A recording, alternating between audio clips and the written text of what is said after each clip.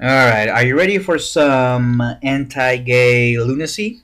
Alright, let's hear this clip from Liberty Council. Who else? Who else will say this stupid crap? Liberty Council. They call themselves Liberty. Come on. You know what they're about. You know, these people, freedom fighters, alliance defending freedom, family, freedom, fake. Oh, come on. It's all bullshit. They're anything but liberty. If they were for liberty, they'll say, gay people, fine. Do your own stuff. But when I get married, okay. Liberty. But no. No liberty for you. Liberty meaning freedom to do what we want to do, which is to stop you people. I mean, that's our freedom. Our freedom is to stop somebody else's freedom.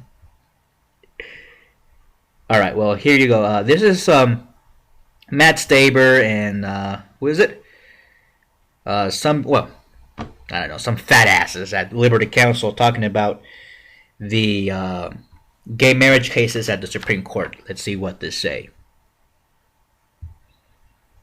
There's no place in the Constitution that you could stretch it to mean same-sex marriage. At the time of the founding of this country, obviously no one even thought about the fact that two men and two women would be wanting to marry.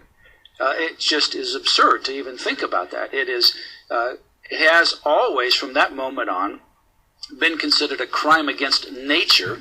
Again, you go back to nature. If you go back to what they called these acts of same-sex, is crimes against nature. Nature being just the natural law, the revealed. Okay, hold on a second. So this guy is saying that the framers of the Constitution never thought anything about gay marriage when they were writing the Constitution. All right, I'll give you that. And the framers also never thought about ending slavery, never thought about any of the other issues that were going to come up ahead, or secession even. None of that. But here's the thing. The framers of the Constitution did not adopt the 14th Amendment until, actually, it wasn't even them. It was until after the Civil War that we had the 14th Amendment. The Bill of Rights, which were the first 10 amendments, yes, they were kind of like a bargaining chip for those who didn't like the Constitution, and you got those rights there. Now, so this guy's totally off base. He's like, well, the framers when the founding fathers, or when the founding of this country, we didn't have anything. Yeah, well, in the founding of the country, we didn't have the 14th Amendment, you douchebag. But then, they always say, well, the 14th Amendment doesn't talk about marriage. But yet, in the Loving case, the 14th Amendment was used for that effect. And you can say, which is true, that the framers of the 14th Amendment never imagined school desegregation, interracial marriage. What are you talking about, interracial? If they thought that the 14th Amendment was going to lead to interracial marriage, I mean, we're talking about post-Civil War now. I mean, there was still a lot of racism, segregation, Jim Crow. If they thought, the framers of the 14th Amendment, that the 14th Amendment was going to lead to desegregation in the schools, and of course, and other public places, and that it will lead to interracial marriage, or a constitutional right for an interracial marriage, they would have probably made some exemptions about that. But I guess some people actually did. Some framers, you could make the argument, were thinking that this could be progressive and that this could lead to eventual equal treatment for all people, and blacks included. Okay? So for those of you that tout, you conservative, oh yeah, you constitutionalist, you textualists, what do they call themselves? Oh, originalists, like Scalia, that raving fascist. Oh, really? Well, let me tell you something else, too. You're saying, where in the Constitution does it say that gay marriage is a right. Where does it say? I don't see it anywhere. All right. Well, tell me where in the Constitution does it say that you have a right to marry somebody of a different race? But yet that's a constitutional right, you moron. Tell me where in the Bill of Rights. Tell me where in the Second Amendment does it say that you have a right to an assault rifle? Tell me. It doesn't say you have a right to an assault rifle. Hey, I'm being textualist. The text doesn't say that. Right?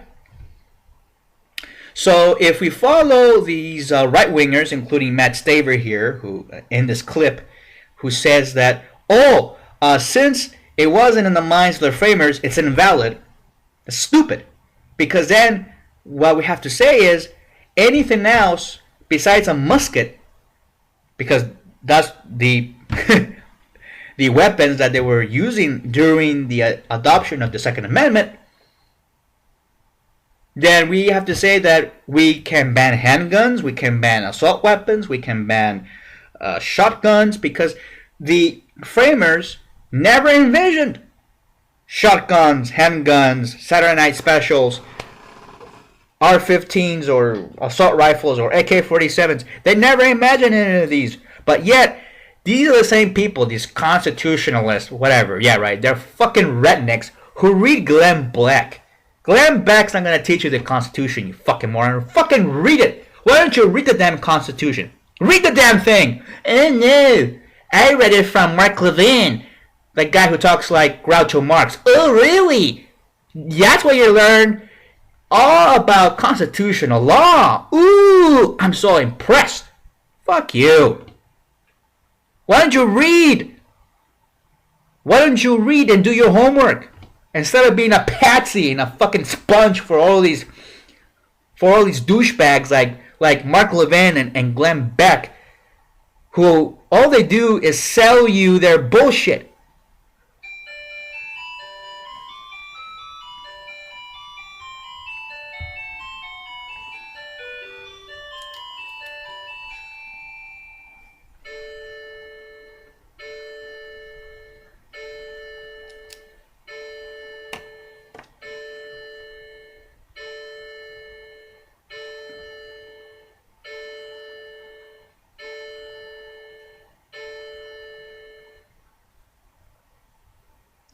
I mean, when are you people going to learn how to grow up? Fucking grow up already. I'm not here selling any book. I'm just telling you, do your own research. Find out exactly what the Constitution is. Why don't you read all these case law? Why don't you go to the library and read all these law encyclopedias talking about all these various cases? You reactionaries don't know what the fuck you're talking about. That's why you elected somebody like, or selected somebody like you to run as vice president for 2008, named Sarah Palin. She couldn't even name a fucking case law. She couldn't name a case. She couldn't even name, I mean, did she name Roe v. Wade? Well, that's the most famous one because everybody knows that. How about Brown versus Board of Education? Lawrence versus Texas. I can name you. I mean, you can. She could probably even make it up and nobody would check. I don't know. But these reactionaries are stupid. Well, they're stupid, and they're illogical nonsense. Ooh, the framers didn't envision gay marriage, only straight marriage. Well, I can say, well, the framers didn't envision machine guns, so they only envisioned muskets and whatever they had back then. Oh no, but that's sacrament. No, you should not ban these weapons. Fine, I agree with you. Okay, fine. I agree with you. No, I do. I agree that the Second Amendment does apply for weapons, for assault rifles and all that. I think it does. That's my opinion. But I also have an opinion that the 14th Amendment applies to interracial marriage and same-sex marriage because of equal protection. There you go. Simple as that. I agree that handguns are allowed and are protected under the Constitution because it is an arm. It's right there in the Constitution. But these people are so fucking moronic. Law plus the natural law that we actually are able to see. And this natural law bullshit, and they always tout the natural law. These people are nothing but nature worshippers. They're no better than Al Gore. I mean, you know, Al Gore worshiping the earth, and oh my god, we have global warming and all that. I'm not gonna get into that, but it's kind of the same thing. Worshipping Mother Earth. Mother Earth has this spiritual influence and all that. And this comes from the ancient religious sects of ancient Babylonia, Babylon, and that area, in that region, Mesopotamia, currently Iraq. Those ancient sects worship Earth. They worship reproduction. They worship Mother Nature. They worship animals. They did sacrifices. They did orgies. They did it all. And so these people still, the Catholic Church, adopted natural law as their theology. The worshiping of Mother Nature, another god or goddess. Because Mother Nature, which is female, and God, which is male, inseminates Mother Nature to create life. I mean, that's how it is. The rain represents semen. It's raining from the heavens, from God. And it rains, water lands on the ground, and from there grows plants and trees and animals. I mean, and grass, and the animals eat the grass. But that's where life begins, is in reproduction, right? And the ancient Hindus, they also practiced that and worshipped the rain as God's semen to fertilize the earth. And these people have this kind of same creepy pseudo worship of Mother Nature, and they're saying, well, because homosexuality is unnatural, it's not part of nature, nature this and nature that, unnatural this, unnatural that. Well, here's the thing, Matt Staver. Earthquakes are natural. We should just embrace earthquakes. If it happens, oh, it happens. Hurricanes, they're natural.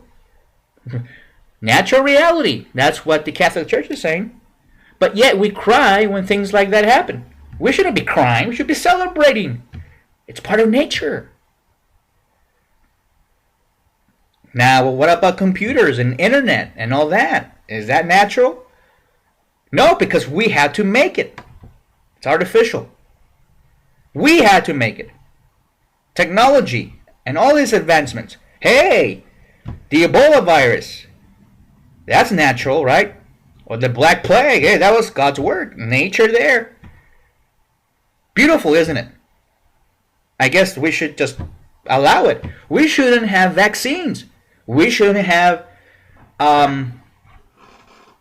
treatments for these viruses, because that's nature. You can't go against nature. Mother Nature wanted that virus to exist, and there you go. But you're not going to win these people. These people are delusional. And that governs the universe. It governs our interaction. Yeah, the aberrant sexual behavior, the twisting of normal human sexuality that is involved, that would be involved in order to consummate a so-called same-sex marriage in all 13 of the original colonies was a crime. And in many of the colonies, a crime punishable by death. Now, see, there you go. It was punishable by death. Yeah, we know. The Catholic Church also punished people for blasphemy with death. Should we still do that? No. The Catholic Church now repented, alright? So what?